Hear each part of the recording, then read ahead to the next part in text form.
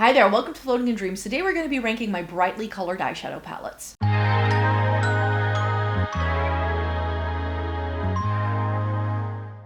Welcome to everybody watching today. Thank you so very much for joining me. This is going to be a ranking of all of the bright colored eyeshadow palettes in my makeup collection. Now, some of my videos are a little out of order because I'm filming this a couple of weeks after I sat down to declutter all of my eyeshadow palettes, so that's a video that's still coming later this month. So if there are eyeshadow palettes that you know I have that aren't featured in this eyeshadow palette ranking, it's probably because I put it in my declutter box and I just don't have the brain space to go through the whole thing to pick those out and then don't forget to still declutter them. So I'm just gonna work with what I put back into my collection. There are still plenty of colorful, bright things in this ranking today. So let's just get started. We're gonna be starting with the brightly colored things that I like the least first, and then we're gonna make our way through to the thing I like best. So me and bright colors, we definitely had a bit of a moment a couple of years ago. I went through a huge learning curve when it comes to what colors suit me and what didn't a couple of years ago. I think it was 2018 or 2019 was a year where I saw so many people doing all these really fun, colorful looks, and I remember thinking I want to be able to do that as well. So I just watched tutorial after tutorial and made myself learn how to do colorful eyeshadow on myself. And I definitely still have a couple of eyeshadow palettes that stem from that journey, but there's also some new things here that I just really enjoy playing with.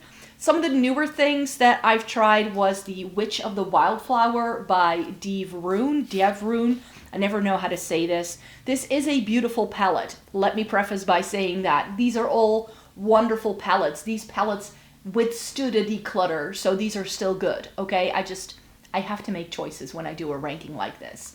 And this is beautiful. It has some brighter pops of color, some really pretty shimmers, and then some deepening up shades to help bring the look together. This is fairy-like, it's whimsical, it's really pretty. It's just one of those palettes where, and this is something I started noticing when I was trying a lot of bright colors for the first time, is that bright colors also have undertones. And I happen to have a cool to neutral undertone, and I feel that if the colors in bright palettes have been developed for warm skin tones, that if you blend them on someone with cool to neutral skin like mine, it's going to look muddy a little bit quicker. So where I saw people doing all of these fantastic looks that looked really vibrant, on me they all started darkening up, and I felt that that was the case as well with this palette for me when I started trying it out. The colors just don't look as vibrant on my skin as they do in the pan. And I know that there's going to be someone in the comments saying, oh, but you can just fix that by using a white base. No, I should not have to use a white base because I have plenty of other eyeshadow palettes here today that don't do that. So that's definitely a formulation thing if a palette does that for you. I hardly ever need to blank out my lid with white in order for shadows to show up and have them bright and poppy and whatever. It works. It's just that if I start blending things together, things can look a little bit weird and muddy on me. A palette that I like, I definitely like the color story of this, but because it is bright pinks with greens, I don't tend to reach for it a whole lot, but I keep this one around. It's the Strawberry Milkshake from Unearthly Cosmetics, simply because it is such a unique color story, and if I want to go for a pink or a red with a vibrant pop of green, this is probably what I would go for. It's got really good pinks in here, some really nice reds, those really nice vibrant greens. It definitely still comes together as a color story by itself. It's just not the kind of color story that I reach for a lot, which is why this one is ranked a little bit lower. Also a little bit lower in this ranking is this Strawberry Rococco palette from Flower Nose. That's the brand name here. This is beautiful. It's really, really pretty. It's pastel-y.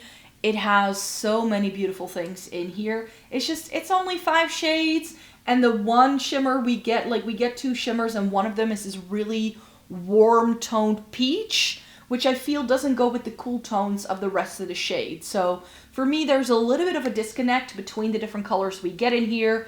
Is this wonderful quality? Is the packaging beautiful? yes, yes, yes, double yes. But again, I just have other things that can do this that I like better. A palette where the color story also didn't quite come together for me is the Hela palette from Angelica Nyqvist that she did with Oden's Eye a few years back. I kept the sleeve because the palette has a slightly different look to it. This is essentially a palette that is inspired by the Norwegian goddess of life and death. We get a lot of life, but we don't get a lot of death. So this palette has always confused me because the bottom row is so dark and grungy compared to all of these light, bright shades that I don't really get it. So for me, I could have done without some of the pinky tones this has and have more of these deeper tones to really bring it together. But then it probably wouldn't have featured in this video anymore because I haven't shown you my grungy, colorful eyeshadow palette yet. That's going to be like a category for another day. But yeah, we have the greens with the pinks and that juxtaposition is really nice. That's why I keep this palette around. If I want to go for a green with a pink, I tend to go for this. Not all of the shades in here were the best for me, I felt, with my complexion. And I have fallen out of love a little bit with Oden's Eye over the years. They do really cool color stories and they always draw me in. But the formula isn't always my favorite, you could say. This was still one where I felt the formula was still on point. So this is one of the very few Oden's Eye palettes I decided to keep around. Another Unearthly palette, this is the Lore. This is beautiful, but this is again pretty difficult to use for me. Not because it's not good. In fact, even though these look really bright and colorful, I feel they pull a little bit more neutral-like once they go onto the lid. So it's enough of a base to like make these other shades work, you could say. But I feel like these two are just a little bit too similar. I don't love this bronzy shade we get in here. It's beautiful, don't get me wrong. You could, like if you want to, you can do a neutral look with a pop of teal on the lower lash line, for instance, if you want with this. It's really that teal that really sucks me in. But this kind of color story, I had a very similar thing in the Festival palette from Juvia's Place. That one I decided to declutter when I filmed that, so that's something you're going to see in a few weeks' time.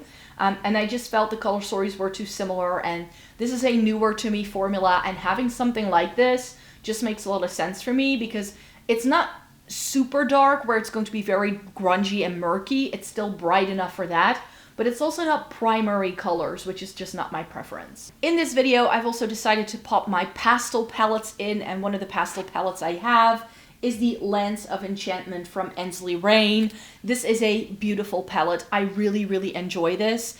It's one of the best pastel palettes I feel in terms of what this color story has to offer. You get really dark shades, you get really light shades, and everything in between. You get enough mattes and shimmers. The only reason why this is ranked pretty low is because it is this ginormous and because it is just too big to handle.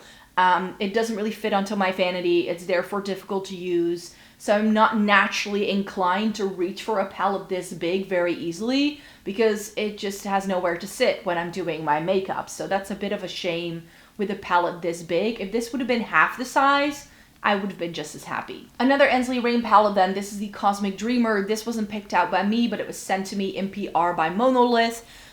Which I have a code with them, by the way, which I think is valid again. So if you want to shop some indie makeup, if you're in the EU and you don't want to pay for shipping and handling fees that are, you know, if you buy from Ensley Rain themselves or another indie brand from the US, then they sort of do the hard work for you. So check the description box for my link and my code if you want to do a bit of shopping there.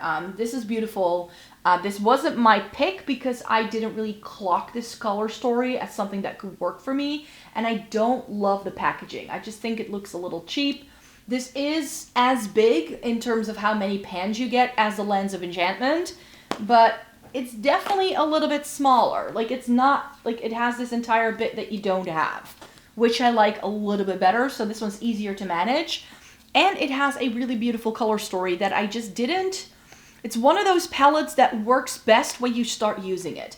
It's essentially like a row of pinks, a row of like warmer neutrals, greens, and then you have some really nice grungy things. It's bright, it's colorful if you want to. You can also deepen it up and muddy it up and make it grungy if you want to. So for me, it's like the best of both worlds. However, this formula isn't exactly like, I like the formula of the Lands of Enchantment actually better than I do this one. This is sometimes so rich and creamy that it kind of creases a little bit too quickly on me. So that's why it's not ranked any higher. I really enjoy my Deduce from Juvia's Place. I don't think they still do this. This is one of the first ever pastel eyeshadow palettes I ever owned in my lifetime. You get some pinky tones, you get these really pretty pops of color. Love the gray that's in here. You can go full on neutral with it if you want to, but you can also keep it very sort of colorful and bright if that's what you're feeling like. So the Deuce from Juvia's Place has always been a good one. It's just getting a little bit old in my collection. It's just one of the very few Juvia's Place palettes that I still have because I feel it's so unique in my collection. Time for the top 10 then, and in the number 10 spot, I have this palette for you. This is also not something I purchased myself. I won this in a giveaway. So this is by Nomad. This is the Monteverde Cloud Forest, and I keep all of my Nomad palettes in their packaging because they always do the cutest packaging. If you pull this one out, the animals disappear in the sort of colorful background it has. And I think that that looks really, really stunning. This is a very green-leaning palette, but then it has pops of neon and some multi-chrome shimmers. It's really beautiful. Is this something I would have picked out for myself? No. But at the time the giveaway was around, I was able to just say, like, this is the Nomad palette I would like to receive. This was the newest thing that interested me that I didn't own yet from them. So I decided to pick it up, and it was very successful. I don't have a lot of rainbow palettes anymore in my collection, but this is one that comes closest to a full-on rainbow that I still really enjoy. It's springtime, so that means I have to show you some spring palettes as well. The Soul Blooming from Nabla has been a spring favorite for such a long time.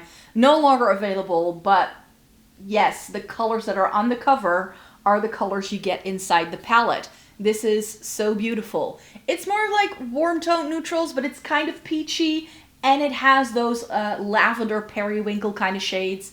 This is very similar in terms of the kind of looks you can achieve with it to the Strawberry Rococco palette that I showed you from Flower Nose. Like these sort of shades and these 5 shades, they all sort of go and fit that bill.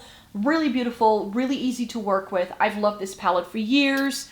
It's absolutely stunning, especially this time of year when you're getting a little bit more sunlight and all of the flowers are starting to play peekaboo. The Soul Blooming from Nabla has been a favorite for years for that reason, and I still love it till this day. Numbers 8 and 7 go to the effects palettes from Gloss Gods. Dancing in the Sky and the Color of Rain. I just saw the other day that they're going to be doing a new palette, which is a 15 pan, which is called Dancing Lights, I believe. It's like Northern Light inspired, and that one is very much pulling on my heartstrings. It's going to be released on the 26th of March, and I think it's on the wish list because it looked beautiful. It seems to have some mattes and some really beautiful shimmers as well.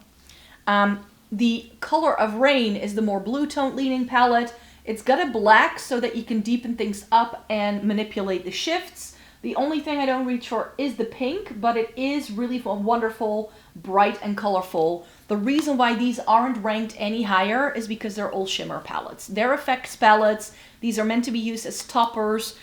I think in the promotional images, they do use them as like standalone palettes for the looks they show you. So it can be used that way, but it doesn't have to be. This is the Dancing in the Sky, and it's the green tone palette, giving you every single green tone shimmer you could possibly want in your lifetime, all in one little 12 pan. And these are not super expensive, I have to say. I think they're like 45 euros each or something. And then of course you do have to add shipping, but those are really beautiful palettes, I feel. If you want really intense sparkly shades, but you don't want to spend like 80 euros or 100 euros on a palette, Gloss Gods, I feel, is still one of the best brands. And then we have the Pastel Pup from Menagerie. This is the number 6 palette. Menagerie is not a brand I talk a lot anymore about on the channel, but I still have a few palettes that I really enjoy by them. This is currently in my Shop My Stash. I want to do a look with it. And I was thinking of pulling this one in with some of my Cliona multi-chromes. That was sort of the vision I had for it because this only has one shimmer, which is always the reason why I don't reach for this. I don't get the inclusion of the black and the white. I could have done without these 3 shades, or if they would have been really good shimmers that go with the rest of the palette, I would have liked it better. You only get a blue shimmer, so it only goes with the bottom row, but with these 6 shades, you don't really have anything else that goes with it. Are they beautiful shades though? Yes. It's a really beautiful pastel rainbow palette. I don't own too many pastel eyeshadow palettes because this gives me everything I need. That's the only reason why. I don't look for rainbow pastel palettes anymore because this one fits the bill really nicely and it hasn't expired yet. Number 5 then, we have the Serenity palette from Cosmic Brushes. If you want good, affordable, bright, colorful indie makeup, look no further than Cosmic Beauty or Cosmic Brushes because they do some really cool things.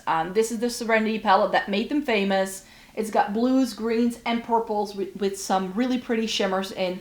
It's mainly mattes, again, which is why it's not ranked any higher, but one of the other palettes they did is ranked a little bit higher that I also really enjoy. So the Serenity, I just think, is one of the best things ever. I wish they would do some more bright things, though. I feel they've been doing more, like, what should I call it? Like, they've been doing a lot more, like, neutrally leaning things in the past year. So I hope they go back and do something bright and colorful for spring, summer again. Number 4, this guy. Kaleido's Futurism number 5, Electro Turquoise. This is such a good blend of colors. I love this. It's got teals, it's got this orange. This is really beautiful in the crease. Don't let that intimidate you. And then you do get some neutrals to tie everything together. But the base of it is a really beautiful, bright, colorful color story that has almost like a 70s inspired look to it. I really enjoy this. It's been a favorite for years, and that's why it had to be ranked this high. Number 3 would be the Blend Bunny Surge palette. This was discontinued because the brand could no longer source the pigments that are in here. But if I go for a rainbow palette, this is pretty much it. But it's grungy rainbow. You get the deep shades in the middle, you get neons, you get shimmers, you get pastels, and you get midtones. So this is a really versatile, colorful eyeshadow palette in my book. Better than some of the other Blend Bunny things I've tried and that I've seen the brand do, because you just get a lot of variation and you can do a lot. And I also feel that the different shades, of course it's meant to be used like this because that's the way the palette is laid out, but you can very easily mix and match these and sort of create a new, more interesting look if you want to. So this has a lot to offer, a lot of really fun things that are in here. The Blend Bunny Surge palette is still one of my favorite colorful eyeshadow palettes in my entire makeup collection for that reason. And now I'm not entirely sure that I already put this in my blue-green palette ranking in February. I don't think I did because the Winter Wonderland from Cosmic Beauty, of course, my favorite color story to wear of all time is blue, greens, and purples. You all know that about me. I did my purples in January for the ranking, and I did my blues and greens in February. So blue, green, purple had to go somewhere as well. I decided, because I've tried so many palettes that have a color story like this is the one I'm keeping around. I don't have any other blue, green, purple color stories anymore, save for this, because this is the GOAT. This is the one that I want. If I think blue, green, purple eyeshadow palette in my personal makeup collection, I go for this. I don't go for my Lure palette from Blend Bunny. I don't go for my Metamorphosis or Book of Shadows from, or Book of Magic from Beauty Bay. I had a couple of palettes that do something similarly, but this is just really good. You get your purples, you get your greens, you get your blue tones. It has multi-chromes, it has interesting shimmers. It's got an amazing formula. If you love pigmented shadow and you don't want it to break the bank, because also Cosmic Beauty isn't one of the most expensive indie makeup brands out there, which I feel very happy with. So the Winter Wonderland from Cosmic Beauty is my number 2. And then what will be my number 1? If you've been with me for some time, then you know Menagerie Spheral. Still, till this day, this is the best colorful eyeshadow palette ever made, in my opinion. Is that going to be everyone's opinion? Probably not. Is mine old? Yes. Should I probably chuck this away? Also yes. Still, it's in my Shop My Stash for March because I was like, it's spring. I want color in my life again. So that's why I figured I could wear this eyeshadow palette one more time in March, because I just really love this. Yes, it has neutrals, but the neutrals with the pop of teal, it's a look, it's a look. The greens go really well with the purple and with the pinks that are in here. So if I want to go for the green and pink look that the Hela palette gives you, then I can do that. It has a red, it has a yellow, which you can mix to make an orange. So essentially, do you see what I see? This is a rainbow palette, but it's a bit more like a painter's palette where you need to mix certain shades to deepen things up or to get all of the shades you possibly want. The only downside with Menagerie is that you only get 3 shimmers. So that's why I was like, again, put it in my Shop My Stash together with the Pastel Pop, pull in some of my Cliona multi-chromes, and just get a lot of fun out of playing with these fun, colorful shades that are in this palette. And that's it. That's my eyeshadow palette ranking with all of the bright eyeshadow palettes that are still in my collection.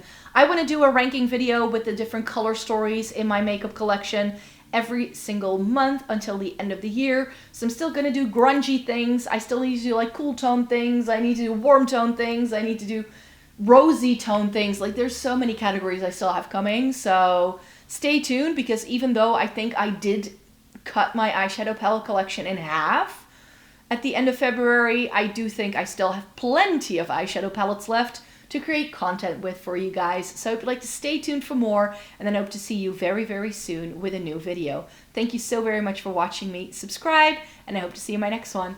Bye-bye.